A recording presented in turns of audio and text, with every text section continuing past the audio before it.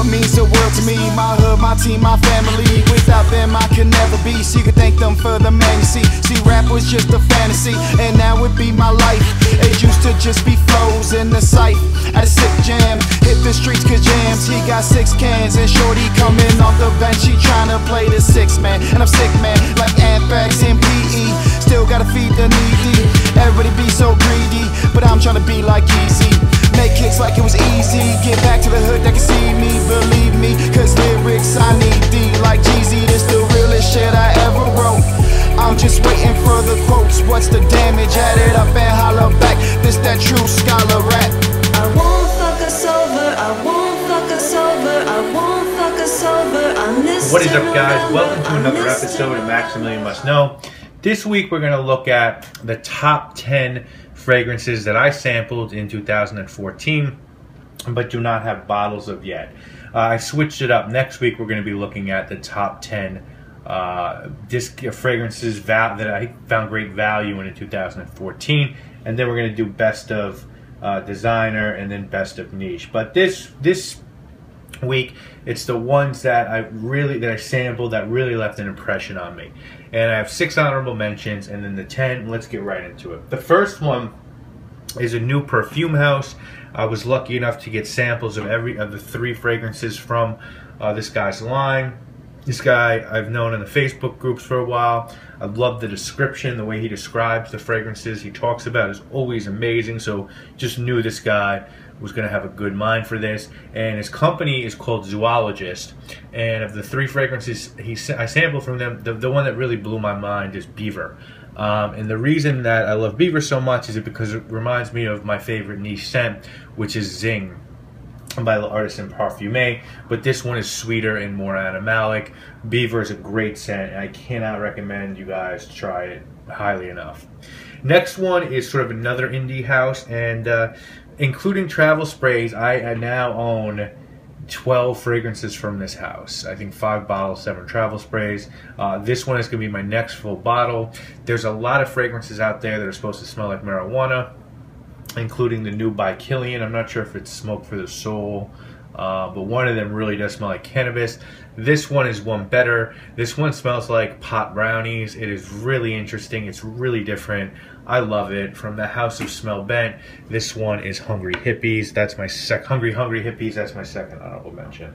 My third honorable mention is a fragrance that I'm just so on the fence about, and I'm really on the fence about it because I love it.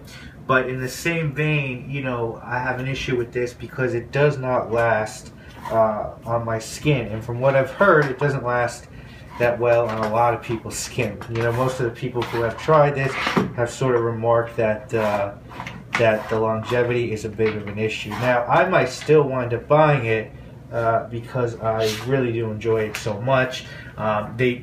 This company does things the right way. They've done clothing the right way for forever, and now I think they're doing oud the right way. And this is sort of a woody, fruity oud. If this lasted a little bit longer, this would be a top 5 fragrance in my opinion. It's expensive, and that's sort of the issue that I have with it, but check this one out if you get a chance. From the House of Brioni, this is their new fragrance, Brioni EDT for him. And it's $275 for a 75 ml, but it smells great. Honorable mention number 4 is one that I got. I actually entered one Facebook little giveaway in my life, and I won it. And this one was for, the gentleman was giving away some of his harder to get stuff for discontinued fragrance decants, I think 5 ml each. One was of that Issey Miyake summer one, I think it's 09 that everyone loves. One was the Scottish Magnetisms, one was Vintage Dior Homme, and one was this guy from the House of Dolce & Gabbana. This one is called By Man. Really like this. It's got like a fresh walnut nutty opening. Just haven't smelled anything like that, and I do want to get a bottle of that at the right price, of course. And then the last 2 honorable mentions. The first one is from the House of MDCI. Definitely plan on getting my first bottle from them this year. You know, it might be Invasion Barbar, or it might be this one, which is a smoky, leathery oud from the House of Parfum MDCI. This one is called Kier Gourmande. And that is honorable mention number 5. And the final honorable mention, is from the house of Amouage. Very likely by the time you're watching this, I will have a bottle because this is the next niche purchase that I'm making. I think this one is so interesting, and to me it smells sort of like a blend of a few Amouage scents. It was a Bergdorf exclusive for a while, I think for $400, and then it just flat out disappeared, but it is showing up on some discount sites now. From the house of Amouage, this one is called Beloved Man. So there are your 6 samples. Now let's get 6 honorable mentions. Let's get into the top 10. The first one is from the house of Xerjoff, and you know, I smelled this once, and then I smelled Imaginary Authors Mosaic, and I said they're really similar, and I think they are, but Xerjoff is just more to it. It's stronger, it's greener, it's fresher, and it just has more going on, so it lasts longer. My 10th pick this year is Xerjoff's Neo. Number 9 is one that another one I'll definitely be getting soon. In 2015. I have 2 from Nasomato, Absinthe and Black Afghano. I plan on buying 2 more. I know the project's done, and I want to get my first from Ordo Parisi very soon. But I plan on getting China White and this one is their newest and final one. It's called Blamage, and it's a beautiful sandalwood incense. Sandalwood oud and peach fragrance. Really different. That quality that you expect from Nasomato, and I love it. That's number 9. Number 8 is one from Guerlain. I got a sample of this when I purchased Tonka Imperial, and man, I thought it was done with leather scents, but this one is so well done. It's sort of a powdery, vanilla-y leather. It's probably my 2nd favorite of their art line. You guys know what it is already, I'm sure, from Guerlain. This one is called Kir Beluga, and that one is going to be number 8.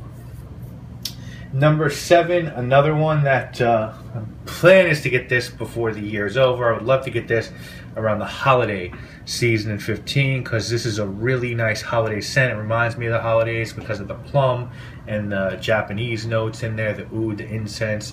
Beautiful fragrance, love it, like a lot better than Japan Noir. This one from the house of Tom Ford is called Plum Japan Noir, and that is number 7.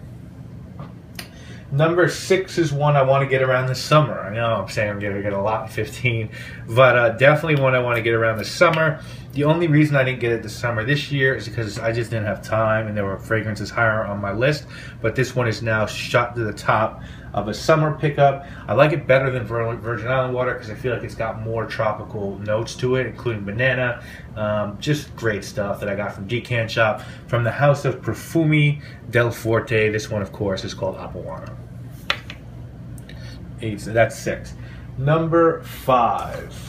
Number 5 is another one that by the time you see this, I might have a bottle of this one. I'm not gonna lie to you. When I first smelled this guy's line, I was like, I don't get what the hoopla is about. There were a few that sort of intrigued me, but none that I wanted a bottle of until I smelled this one. What fruit is to pulp, the fragrance pulp, I think, is what licorice is to this one. From the house of Kerosene, this one is called Black Vines, and this is licorice on crystal meth. That's the best way I could tell it to you guys. It's really, really beautiful.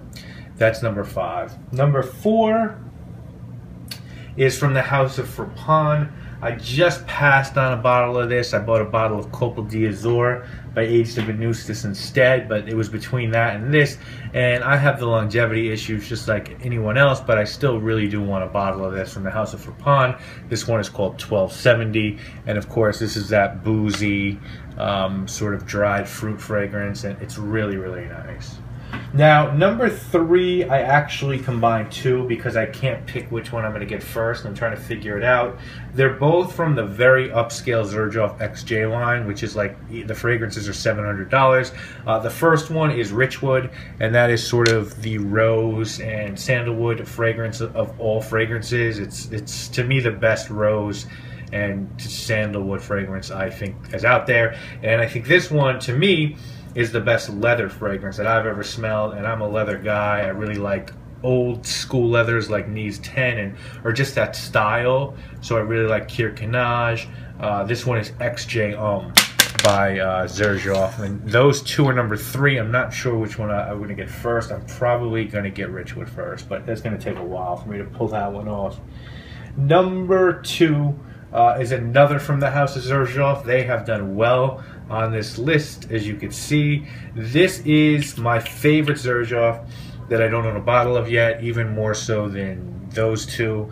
I love this one because it starts out fresh, a little bit like Neo, and you sort of think, what's the difference? And then this one drives down to gourmand fragrance with caramel, I think, and marshmallow. It is called Kobe or Kobe. I'm not sure which one, but that is number 2.